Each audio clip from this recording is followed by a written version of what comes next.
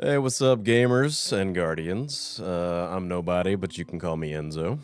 In this video, I want to talk Destiny 2 and kind of throw out my perspective of the game during my time playing it, why I left, and why I'm still somewhat attached. I do have a bit of a script that kind of jotted down a lot of the points and things that I wanted to say, so I'm going to be kind of referring to that as I go through so I don't get off track. So I know you're probably tired of hearing about it, or maybe you actually love this sort of negative press it's receiving lately. Either way, I'm like an average Joe type of gamer.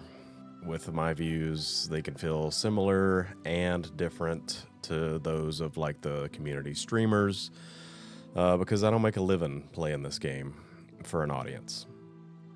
So this is my definitive like experience as a casual gamer, and sort of why that matters to this story. I loved this game. So a little history of my time here.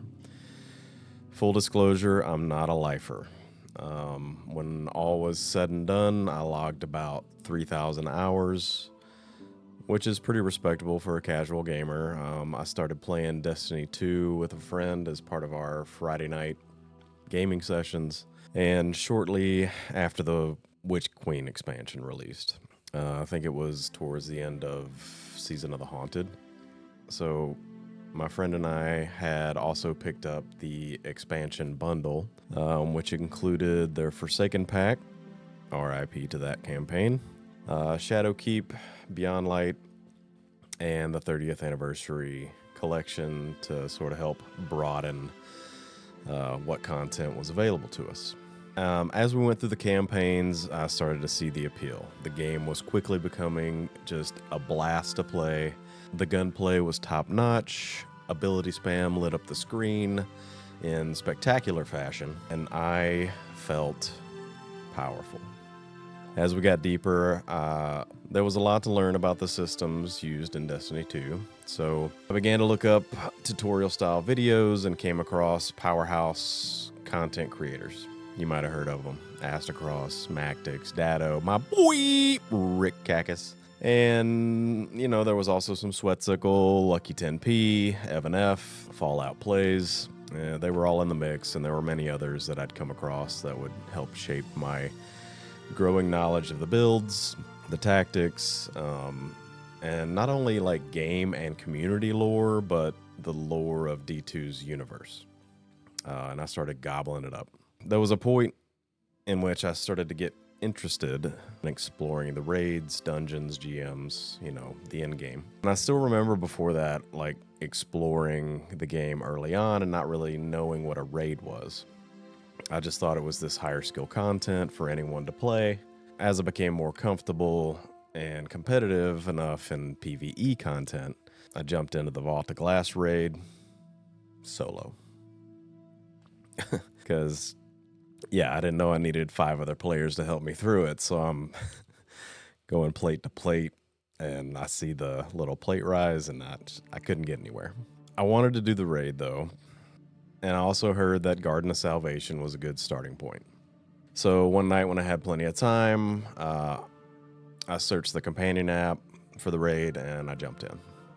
And it was a frickin' nightmare. I had no idea what I was doing the whole time.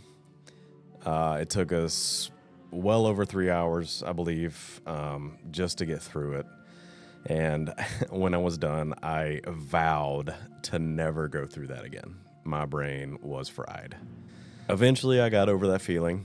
I decided to join a clan because I needed like-minded individuals to help me through the end game. And this clan would do multiple raids over the weekend, so I signed up for another Garden of Salvation run.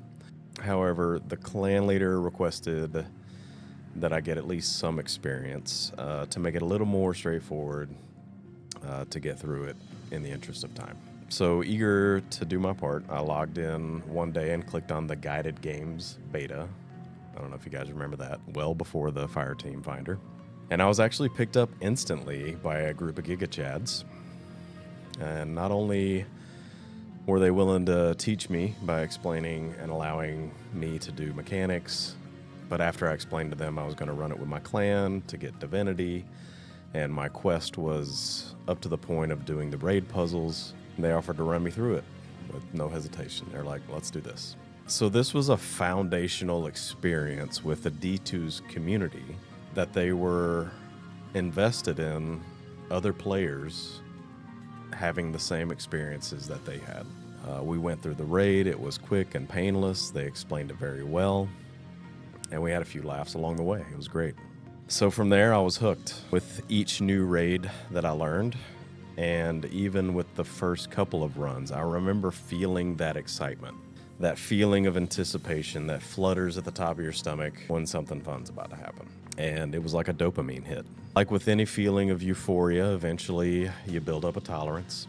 So you start experimenting with new builds, melee-only raids, or whatever, just to keep it interesting. So from there, I learned the game. I knew the mechanics. I knew the systems at play. And I kept going, forging through the story. With the history out of the way, so let's get to my thoughts.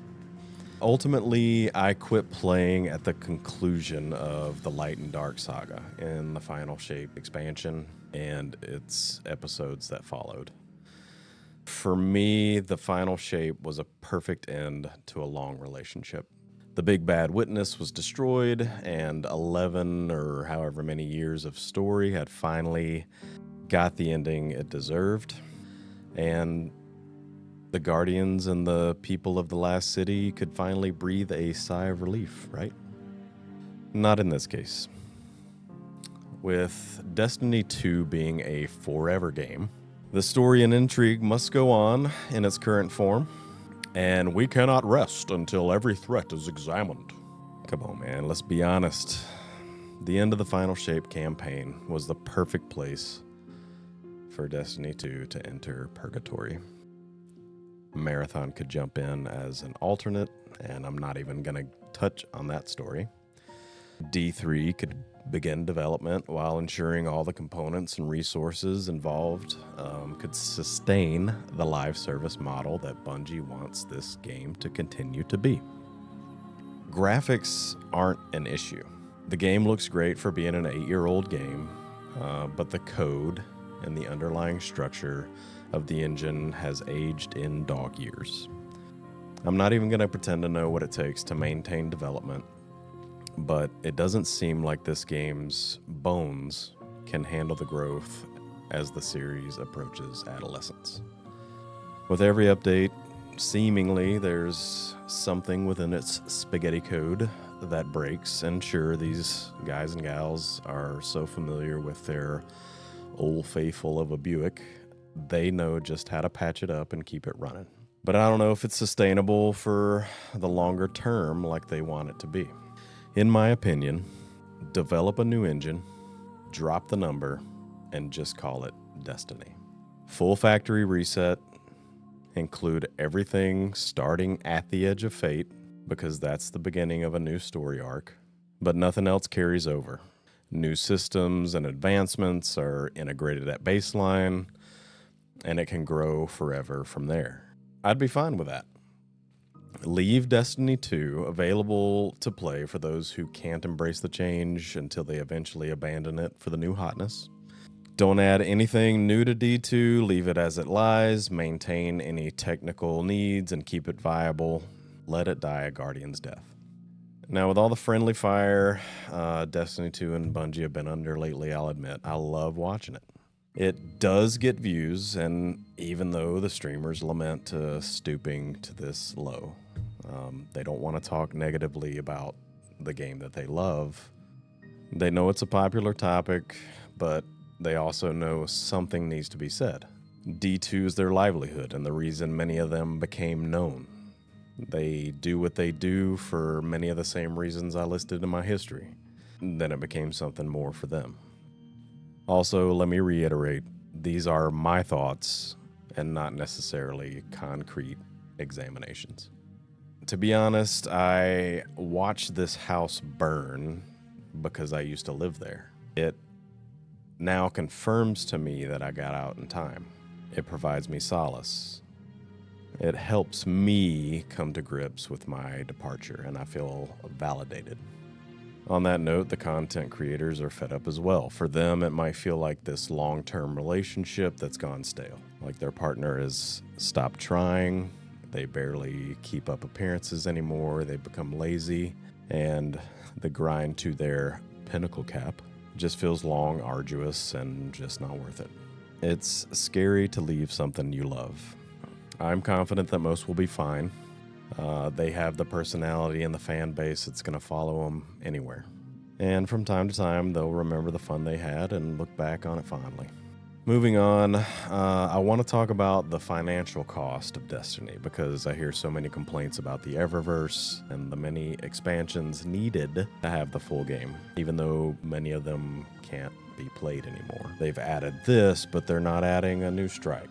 You can pay for Taken armor, but we don't get any new activities. Some might feel like they've been robbed because they paid for an expansion like the Forsaken campaign and they can't play it anymore. I can get on board with this. I never played the Forsaken campaign.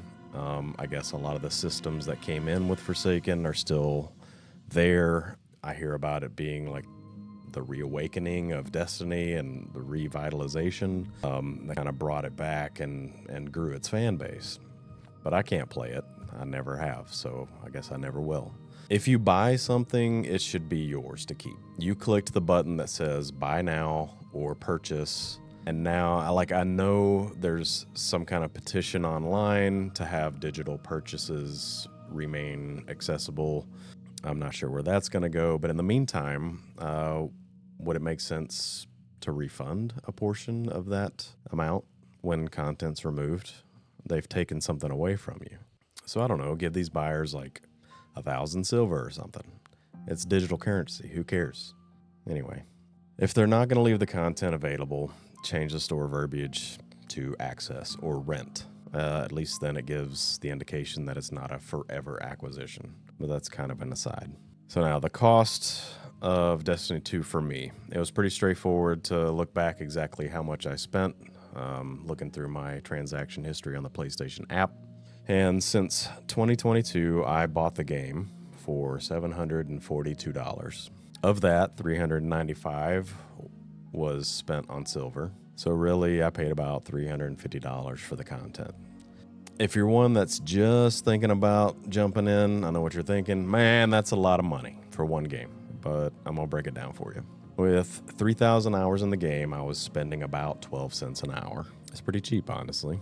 With all the cost included, it would come to about 25 cents an hour. On the other hand, if I pay $70 for a game and I spend 100 hours in it, and that's kind of giving it some grace, then I've spent 70 cents an hour. So the cost is what you make of it. Not to mention the friendships forged along the way, the laughs, the dopamine hits, and all the other memories. When it comes to the Eververse, I will say some of it is way too expensive. $20 for a set of armor. $20 on one character. So give me a break, man. Now, I did love making sure that my drip in-game was top-notch. And if I can fly around the galaxy in an Echo 1 station wagon while wearing a Stormtrooper armor set with a Zur Ghost, you better believe I'm going to. And I was a Warlock main. So if it's worth it to me and I have some disposable income, I don't mind spending it on a game that I love. But again, some of that stuff is too pricey. And realistically, no one has to buy it to enjoy the game. You can leave all that aside. But they make some of it so damn sexy. But as I come to the conclusion, I left Destiny because the main story was done. Like I said, it was the perfect spot to end it. And it feels weird to have all that time spent in a game to now say, all right, well, we have the same game, but we're starting over with a new story. We have this community, this game engine, and all these reusable assets here. Why grow and evolve? Maybe because you don't want to get left in the dust? Can you imagine if Apple made the iPhone 2 and said, this will be your forever phone. We're not going to make another one. Eventually, another phone comes along named Arc Raiders, and you want it. I can't say with 100% confidence that I'm done with D2 in its current state. If it's able to ramp up installments of new content and warrant another couple hundred hours, I'll jump back in. But right now, frankly, I'm holding out hope that they'll give up on this pursuit and tread a new path to destiny. All right, gamers. I guess that's all I really wanted to say. I'm just a guy who loved a game that doesn't do it for me anymore. On a side note, recently, since I enjoy gaming and I kind of needed a hobby, I decided to start creating content as well for fun. I bought all this gear for streaming, and eventually I'm going to build a PC. Got a couple of videos on the page going over the gear if you want to check it out, see what I'm using. It probably won't be this big abundance of content, just casual variety, maybe some reviews, some reactions, whatever. I'm hoping to build on editing and effects as I learn it a little more.